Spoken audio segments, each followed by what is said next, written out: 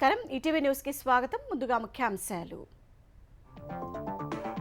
ఏపీలో ప్రభుత్వ ఆసుపత్రులను భ్రష్టు పట్టించిన సీఎం జగన్. అయినా వైద్య రంగంలో విప్లవాత్మక మార్పులు తెచ్చామని కాకమ్మ కబుర్లు.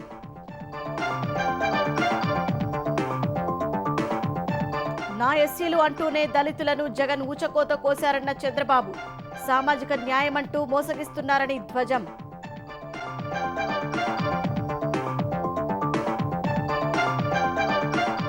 జగన్ను ఇంటికి పంపే సమయం ఆసన్నమైందన్న పవన్ కళ్యాణ్. మోదీ గ్యారంటీతో జైలుకు పంపడం ఖాయమని వ్యాఖ్య.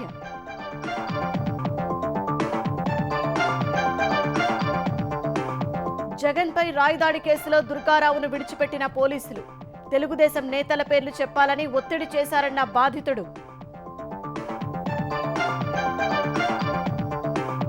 కేసీఆర్ బస్సు యాత్ర షెడ్యూల్ విడుదల చేసిన భారాస.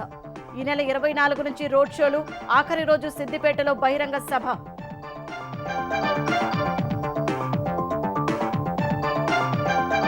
లోక్సభ ఎన్నికల్లోనూ కలిసి నడవాలని కాంగ్రెస్, సిపిఐ నిర్ణయం. తెలంగాణలో భాజపాను నిలువరించడమే రెండు పార్టీల లక్ష్యమని వెల్లడి.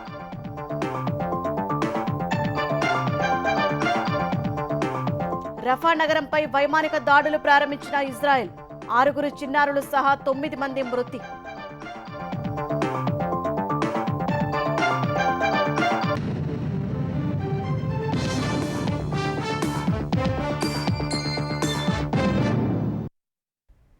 వినేవాడు వెర్రి నాగన్న అయితే చెప్పేవాడు జగనన్న అని జనం ఊరికే తిట్టుకోవడం లేదు.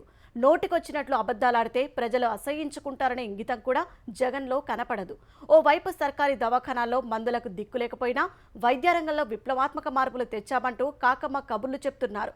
బిల్లుల చెల్లింపులకు ఎగనామం పెట్టి ఆరోగ్యశ్రీని అవస్థల పాలు చేశారు. సామాన్యులకు సకాలంలో నాణ్యమైన వైద్య సేవలు అందకుండా చేసిన జగన్ ఏపీ ఆరోగ్యాన్ని హరించిన మురికి రాజకీయ ముఠా నాయకుడు.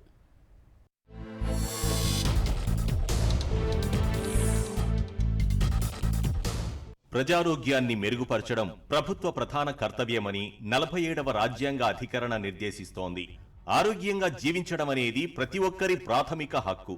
దాన్ని సంరక్షిస్తూ ప్రజలకు వైద్యారోగ్య సేవలను సక్రమంగా అందించే బాధ్యత ప్రభుత్వానిదేనని సుప్రీంకోర్టు ఎప్పుడో స్పష్టం చేసింది.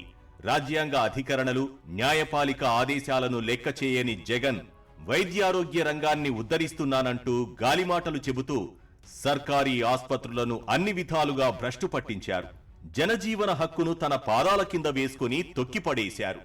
ఏలూరు జిల్లా తీరగూడెనికి చెందిన వీరాబత్తిని కన్నయ్య ఊపిరితిత్తుల చికిత్స కోసం గతేడాది డిసెంబర్లో విజయవాడ ప్రభుత్వాసుపత్రికి వెళ్లారు. ప్రాథమిక చికిత్స చేసిన వైద్యులు వార్డుల్లో మంచాలు లేవన్నారు. మనిషి ప్రాణాపాయంలో ఉన్నాడని బతిమాలినా వినకుండా రాత్రి 9:30 గంటల సమయంలో ఇంటికెళ్లిపోమని చెప్పేశారు. ఆ రాత్రి ఆస్పత్రి ఆవరణలోనే కన్నయ్య ప్రాణం పోయింది. ఇది సర్కారీ దవాఖానాల్లో బెడ్ల కొరతను పట్టించుకోకుండా పైలాపచ్చీసు వేషాలేసిన జగన్ ప్రభుత్వం చేసిన హత్యే. ఒక సీఎంగా జనం కోసం చేయాల్సినవి చేయని జగన్ ప్రగల్భాలకు కొదవే లేదు. సిగ్గు శరం అనే వాటికి నీళ్లొదిలేసి ప్రభుత్వాసుపత్రులు మారాయంటే కారణం మీ జగన్ అంటూ ఆయన జబ్బలు చరుచుకుంటున్నారు. జగన్ ఏలుబడిలో సర్కారీ దవాఖానాలు ఎంతలా దిగజారాయో చూడాలంటే దొరగారి స్వస్థలానికి వెళ్తే సరిపోతుంది. కడప శివార్లోని ప్రభుత్వ సర్వజన ఆస్పత్రిలో రోజుకు 20 మందికి కుటుంబ నియంత్రణ ఆపరేషన్లు చేసే చోట గతేడాది నవంబర్లో పైకప్పు పెచ్చులూడిపడ్డాయి. 15 రోజుల ముందే అక్కడ శస్త్రచికిత్సలు నిలిపివేయడంతో ప్రమాదం తప్పింది. కానీ లేదంటే ఎవరో ఒకరి తలలు పగిలేవి. తిరుపతిలోని స్విమ్స్ కోవిడ్ ఆస్పత్రిలో పైపెచ్చులు మీద పడి 3 నెలల గర్భవతైన ఉద్యోగిని ప్రాణాలు పోగొట్టుకుంది. సర్కారీ ఆస్పత్రుల సొబగు ఇలా ఉంటే వైద్య సేవలు అలాగే అఘోరిస్తున్నాయి. కొన్ని చోట్ల అసలు ఎవరు వైద్యం చేస్తున్నారో తెలుసుకుంటే గుండెలు అవిసిపోతాయి.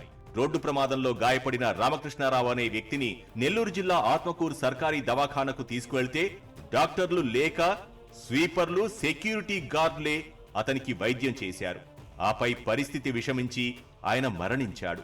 ఇక పల్నాడు జిల్లా మాచర్ల ప్రభుత్వ ఆసుపత్రిలో బొడ్డుతాడు కోయాల్సింది బిడ్డ వేలు తెగ్గోశారు. దానికి కారకులంటూ ఓ పారిశుధ్య కార్మికురాలిపై చర్యలు తీసుకున్నారు. అసలు ఆ పని ఆమెకు అప్పగించిందెవరు? ఆస్పత్రుల బాగోగుల గురించి ఆరా తీసే నాథుడు లేని జగన్ రాజ్యంలో ఇలాంటి దారుణాలు ఎన్నెన్నో.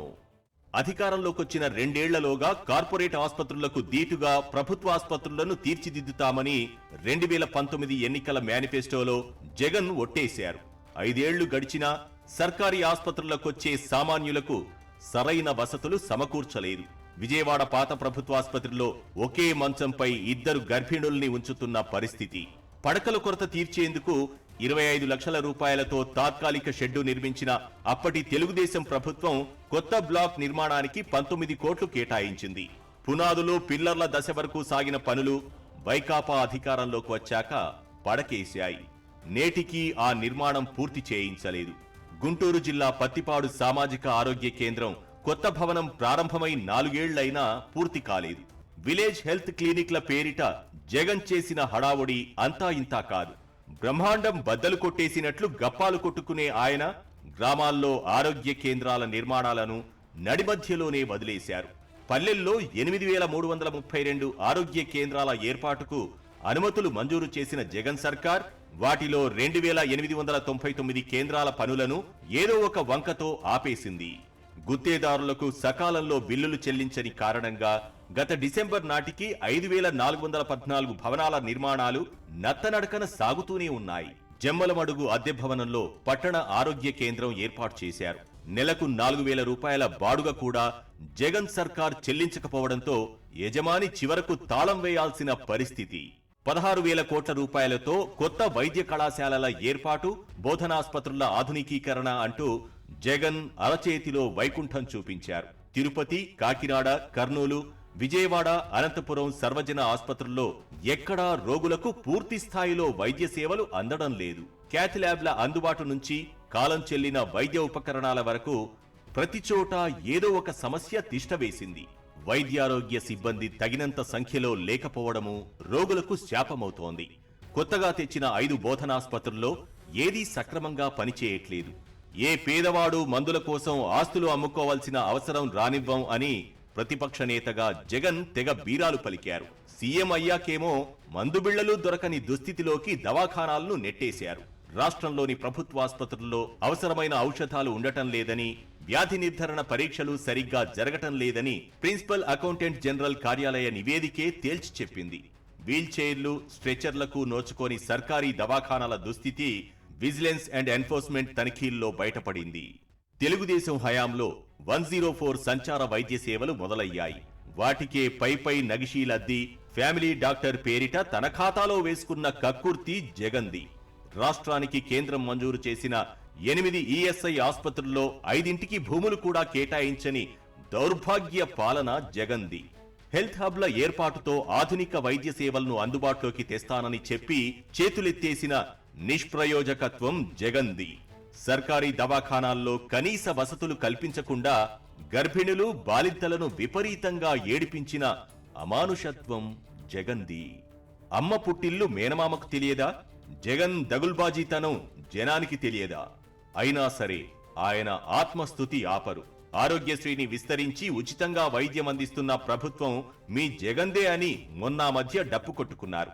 ఆరోగ్యశ్రీ అనుబంధ ప్రైవేట్ ఆసుపత్రులకు జగన్ సర్కార్ చెల్లించాల్సిన బిల్లుల విలువ మొన్న మార్చి నాటికే 1,400 కోట్ల రూపాయలకు చేరింది.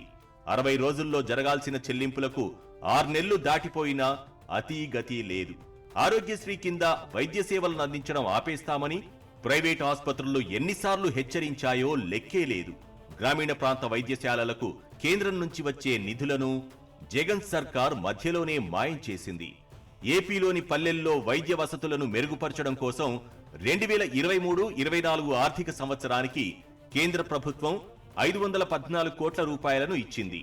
నిరుడు నవంబర్ నాటికి వాటిలో 25 కోట్ల రూపాయలు మాత్రమే వైద్యారోగ్య శాఖకు విధిల్చారు జగన్. మిగిలిన డబ్బు ఏం చేశారో ఆ దేవుడికే తెలియాలి. అంతకు ముందేడాదిలోనూ కేంద్ర నిధులను జగన్ ప్రభుత్వం ఇలాగే దారి మళ్లించేసింది. నరసరావుపేట వంటి ప్రాంతాల్లోని ఆసుపత్రుల్లో దూది, బెడ్షీట్లు కూడా కరువయ్యాయంటే కారణం జగనాసుర పాలనే. జగన్మోహన్ రెడ్డి అసమర్థ, అరాచక నిర్వాకాలతో అంతిమంగా నష్టపోయింది రోగాలు, రొష్టులతో బతుకులీడుస్తున్న సామాన్యులే. రాజకీయాలను సీఎం జగన్ కలుషితం చేశారని తెలుగుదేశం అధినేత చంద్రబాబు ధ్వజమెత్తారు. 45 రాజకీయ జీవితంలో ఒక్క కేసు లేని తనపై 22 కేసులు పెట్టారని మండిపడ్డారు. ప్రశ్నించిన ప్రతి వారిపై కేసులు పెట్టారని విమర్శించారు. నా దళితులు అంటూనే వారిని ఊచకోత కోశారని ఆరోపించారు. 29 రిజర్వ్డ్ స్థానాల్లో కూటమి అభ్యర్థులే గెలుస్తారని ధీమా వ్యక్తం చేశారు. సిద్ధం సభలకు బస్సుల్లో తరలిస్తున్న జనం పారిపోతున్నారని ఎద్దేవా చేశారు. తిరుపతి లోక్సభ పరిధిలోని సత్యవేడులో ప్రజాగళం సభలో పాల్గొన్న తెలుగుదేశం అధినేత చంద్రబాబు వైకాపా అవినీతి అరాచకాల్ని ఎండగట్టారు. పవన్ కళ్యాణ్ రాజకీయాల్లోకొస్తే జగన్కు ఎందుకు భయమని ప్రశ్నించారు. ప్రజాసేవ కోసం వచ్చిన పవన్ కళ్యాణ్పై తప్పుడు ఆరోపణలు చేస్తున్నారని మండిపడ్డారు. దళితుల్లో వైకాపాపై తిరుగుబాటు మొదలైందని తెలిపారు. దళితులకు సంబంధించిన 27 పథకాల్ని ఎందుకు రద్దు చేశారో జగన్ సమాధానం చెప్పారని డిమాండ్ చేశారు. 28,000 కోట్ల రూపాయలు ఖర్చు పెట్టకుండా చేసిన దుర్మార్గుడు ఈ జగన్మోహన్ రెడ్డి సైకో. మీ అందరికీ భూమి కొనుగోలు చేసి ఇచ్చాను, ఆ స్కీమ్ నే తీసేసిన దుర్మార్గుడు సైకో. ఎస్సీలకు బెస్ట్ అవైలబుల్ స్కూల్స్, ఇంకోప కులాంతర వివాహాలు ఇవన్నీ రద్దు చేసేశాడు. దళితుల్ని పారిశ్రామికవేత్తలు చేస్తా ఉంటే దాన్ని కూడా రద్దు చేసిన సైకో. ఇది సామాజిక న్యాయం అంటాడు. మెడికల్ సీట్లలో బీసీ కేటగిరీలో సీట్లు రిజర్వేషన్ చేస్తే రద్దు చేశాడు. కేంద్ర సబ్సిడీలన్నీ రద్దు చేశాడు. దళిత ఉద్యోగుల స్టడీ లీవ్స్ రద్దు చేశాడు. అంబేద్కర్ స్టడీ సర్కిల్స్ రద్దు చేశాడు. నేను విదేశ విద్యా విధానానికి అంబేద్కర్ పేరు పెట్టి కొన్ని వేల మందికి సహాయం చేస్తే ఆ పేరు మార్చి సైకో పేరు పెట్టుకొని అది కూడా ₹1 ఇవ్వలేదు. తమిళనాడులో ఉన్న మద్యం రకాలు సత్యవేడులో ఎందుకు లేవని చంద్రబాబు ప్రశ్నించారు. తమిళనాడులో నాణ్యమైన మద్యం దొరుకుతోందని బోర్డులు పెట్టి విక్రయిస్తున్నారని తెలిపారు. గులకరాయితో జగన్ నాటకమాడుతున్నారని ఎద్దేవా చేశారు. జగన్మోహన్ రెడ్డి ఒక అహంకారి, జగన్మోహన్ రెడ్డి ఒక విధ్వంసకారుడు, దోపిడీదారుడు. అంటే రాష్ట్రంలో ఉండే సంపదంతా ఆయనకే కావాలి. రాష్ట్రాన్ని పూర్తిగా సర్వనాశనం చేయాలి. అడిగితే వాళ్ళందరిపైన కేసులు పెట్టి దాళ్లు చేసి ఇంటి మీదకి పోలీసులు పంపించి మమ్మల్ని ఎన్ని ఇబ్బందులు పెట్టారంటే 5 సంవత్సరాలు కంటి నిండా నిద్రపోని రాత్రులున్నాయి తమ్ముళ్ళు అని మిమ్మల్ని అడుగుతున్నా. విజయవాడలో గులకరాయి, ఆ గులకరాయి హత్యా ప్రయత్నం అంట. నేను ఆయన్ని చంపేయడానికి గులకరాయితో దాడి చేశానంట. దానికి ఈ పోలీసులు హత్యా ప్రయత్నం కేసే పెట్టేశారు.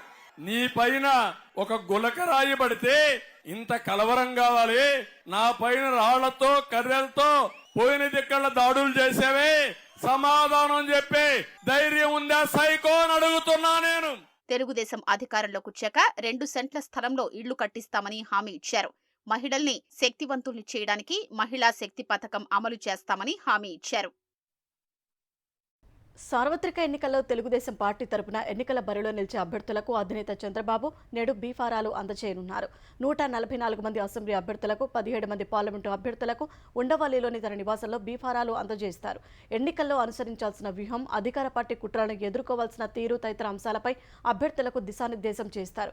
పలు నియోజకవర్గాల్లో పలు మార్పులు ఉండనున్నట్లు తెలుస్తోంది. తెలంగాణ అసెంబ్లీ ఎన్నికల్లో పొత్తు పెట్టుకున్న కాంగ్రెస్, సిపిఐ లోక్సభ ఎన్నికల్లోనూ కలిసి పనిచేయాలని నిర్ణయించాయి.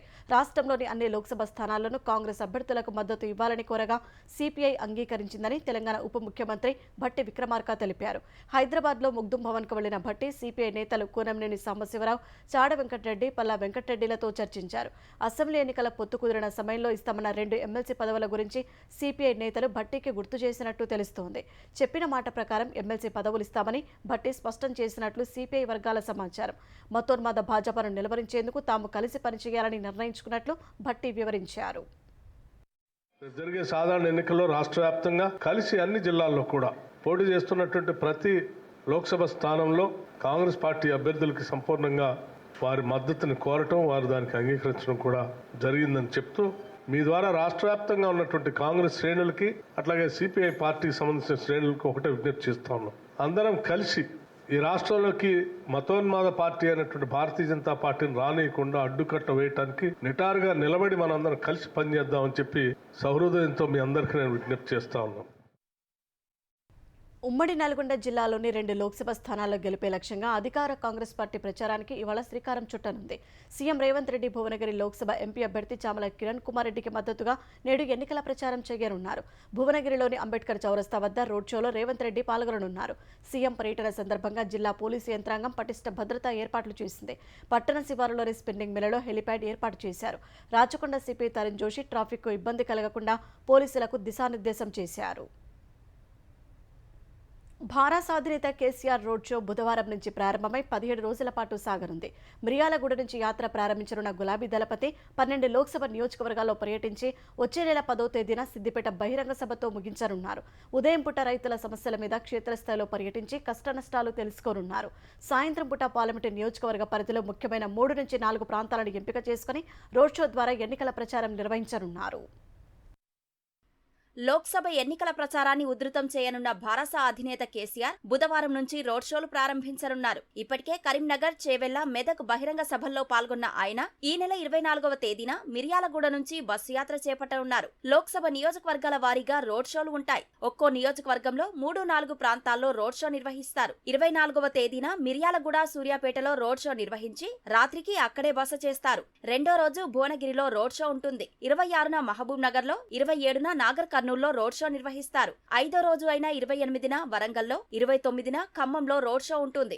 ఏప్రిల్ 30న తల్లాడ, కొత్తగూడెంలో రోడ్ షో నిర్వహిస్తారు. మే 1వ తేదీన మహబూబాబాద్ లో రోడ్ షో జరిపి వరంగల్లో రాత్రి బస చేస్తారు. 2వ తేదీన జమ్మికుంటలో కేసీఆర్ రోడ్ షో ఉంటుంది. వీనవంకలో రాత్రి బస చేసి 3వ తేదీన రామగుండంలో రోడ్ షో చేస్తారు. మే 4వ తేదీన మంచిర్యాలలో రోడ్ షో ఉంటుంది. 5వ తేదీన జగిత్యాల రోడ్ షోలో పాల్గొని రాత్రికి అక్కడే బస చేస్తారు. 6వ తేదీన నిజామాబాద్ రోడ్ షో ఉంటుంది. 7వ తేదీన కామారెడ్డి, మెదక్ లో రోడ్ షోలలో కేసీఆర్ పాల్గొంటారు. 8వ తేదీన నర్సాపూర్, పటాన్చెరులో రోడ్ షో నిర్వహిస్తారు. 9వ తేదీన కరీంనగర్ లో రోడ్ షో నిర్వహించి రాత్రికి అక్కడే బస చేస్తారు. చివరి రోజైన మే 10వ తేదీన సిరిసిల్లలో రోడ్ షో, సిద్దిపేటలో బహిరంగ సభ నిర్వహించి ముగిస్తారు. మొత్తం 17 రోజుల పాటు 12 లోక్సభ నియోజకవర్గాల్లో కేసీఆర్ రోడ్ షోలు నిర్వహిస్తారు. హైదరాబాద్, సికింద్రాబాద్, చేవెళ్ల, మల్కాజ్గిరి, ఆదిలాబాద్ మినహా మిగిలిన నియోజకవర్గాల్లో రోడ్ షోలు జరగనున్నాయి. రోడ్ షోలలో భాగంగా ఉదయం పూట రైతాంగ సమస్యల మీద క్షేత్రస్థాయిలో పర్యటించి ఎండిన పంట పొలాలు, ధాన్యం కళాలను సందర్శిస్తూ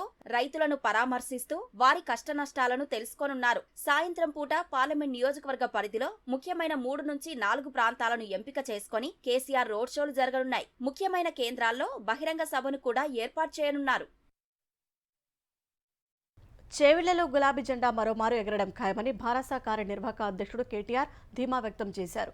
కేటీఆర్ అధ్యక్షతన చేవెళ్ల పార్లమెంటు నియోజకవర్గ సమీక్షా సమావేశం జరిగింది. ఎమ్మెల్యేలు సబితా ఇంద్రారెడ్డి, కాళ యాదయ్య, అరకెపూడి గాంధీ, ప్రకాష్ గౌడ్, మాజీ ఎమ్మెల్యేలు ఆనంద్, మహేశ్వరరెడ్డి, పార్టీ నేత కార్తిక్ రెడ్డి ఇతరులు సమావేశానికి హాజరయ్యారు.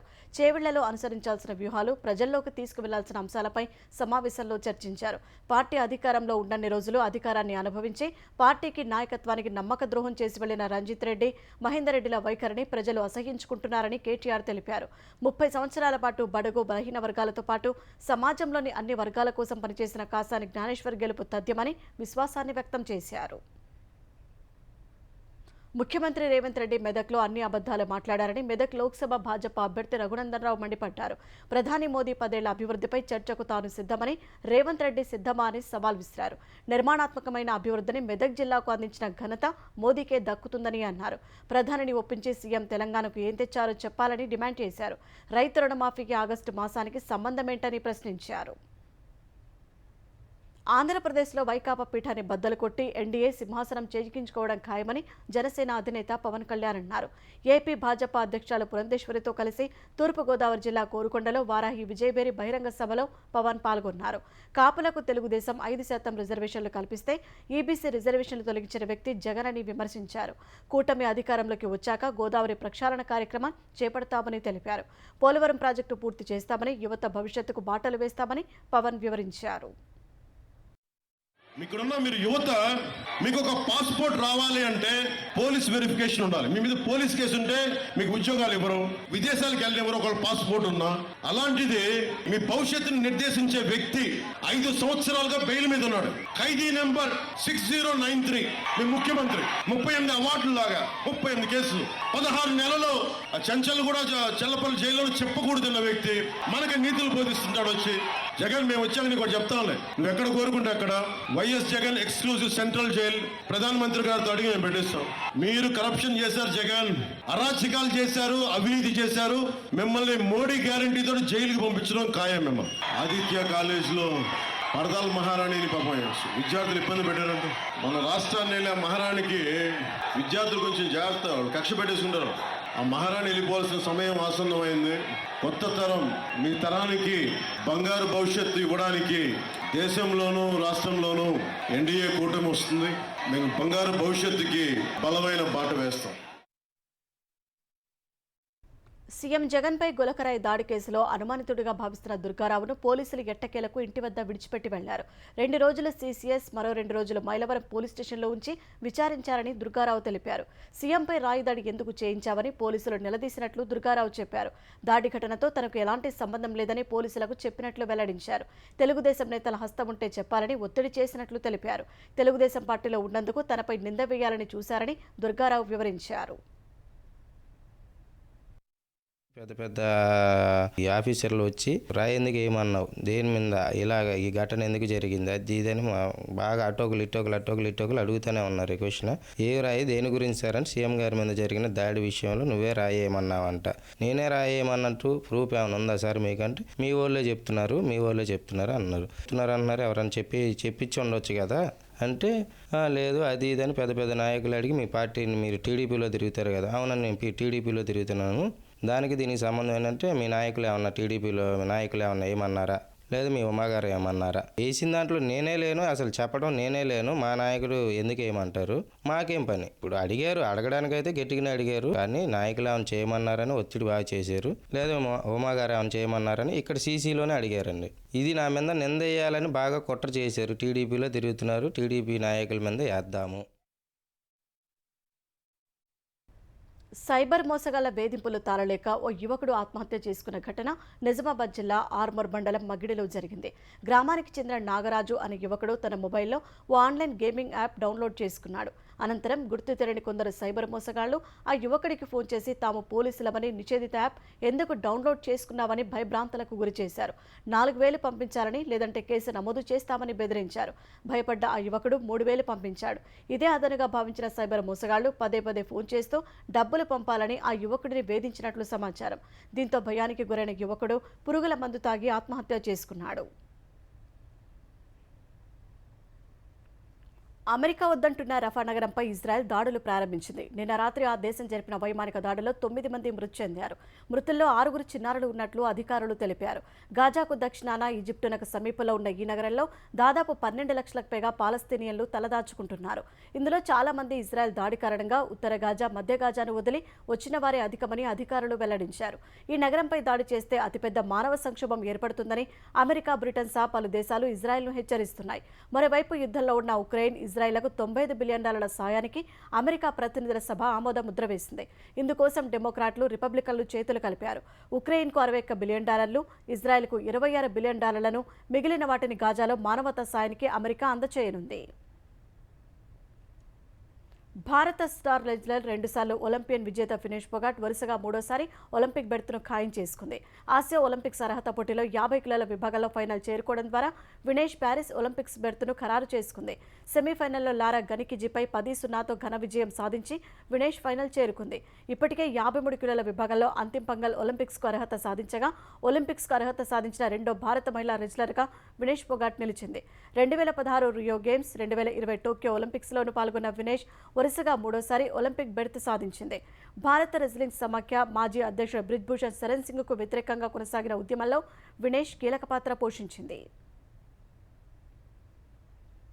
ఐపీఎల్ 17వ సీజన్లో ఢిల్లీని వారి సొంత మైదానంలో 67 పరుగుల తేడాతో ఓడించి హైదరాబాద్ జట్టు వరుసగా 4వ విజయాన్ని నమోదు చేసింది.